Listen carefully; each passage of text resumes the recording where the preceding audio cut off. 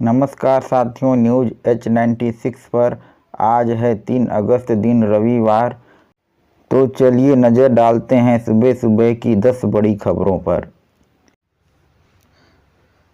बिहार विधानसभा के नेता प्रतिपक्ष और आरजेडी नेता तेजस्वी यादव का कहना है कि उनका नाम ड्राफ्ट सूची में नहीं है। इसलिए उन्होंने शनिवार को एक प्रेस कॉन्फ्रेंस में चुनाव आयोग पर आरोप लगाए और बूथ वाइज सूची न दिए जाने पर चुनाव आयोग की मंशा पर भी सवाल उठाए। शनिवार को एक कार्यक्रम में राहुल गांधी ने कहा कि जब वे सरकार के लाए तीनों कृषि कानूनों का विरोध कर रहे थे, उस वक्त अरुण जेटली ने उन्हें धमकाया था।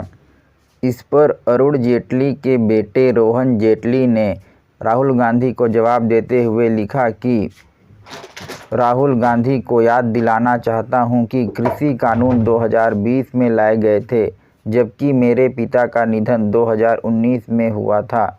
उन्होंने अपने पिता अरुण जेटली के बारे में लिखा कि मेरे पिता लोकतंत्र में भरपूर आस्था रखते थे और आम सहमति बनाने में भरोसा रखते थे। अगर राजनीति में कभी ऐसा मौका जैसे आमतौर पर होता है तो वो सभी पक्षों की खुली चर्चा के लिए आमंत्रित करते ताकि ऐसे समाधान तक पहुंचा जा सके। छत्तीसगढ़ हाई कोर्ट ने 2020 की फीस विनियम अधिनियम को वैध मानते हुए निजी स्कूलों की याचिका को खारिज कर दिया।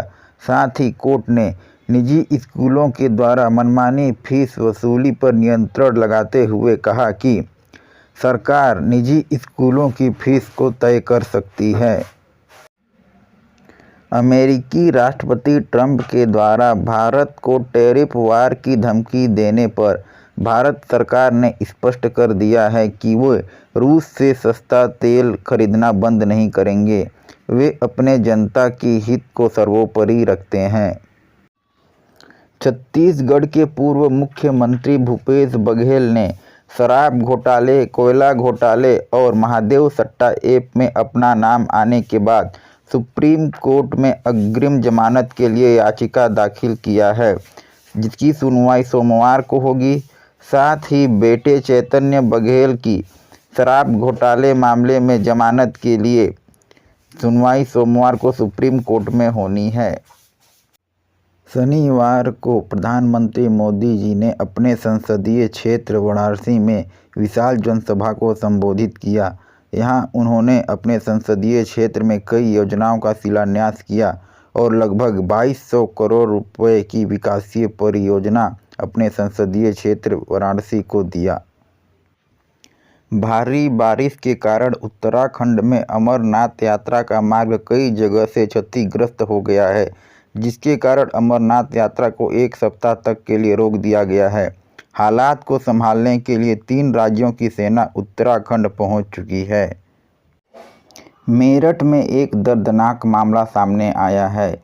पति ने 7 माह की गर्भवती पत्नी को लॉकेट पहनाने के बहाने आंख बंद करवाया। इसके बाद उसका गला रेत दिया और 20 बार चाकू से वार करके उसकी हत्या कर दी। लोगों के सर जबरदस्त चढ़ा सियारा मूवी का क्रेज। तीसरे वीकेंड तक कमा लिए 300 करोड़ रुपए। शुभमन गिल ने बनाया नया वर्ल्ड रिकॉर्ड। 754 रन बनाकर दूसरे भारतीय बल्लेबाज बने जिसने टेस्ट मैच में सबसे ज़्यादा रन बनाया हो। इंग्लैंड दौरे पर है शुभमन गिल। इससे पहले सुनील गावस्कर के नाम था यह रिकॉर्ड।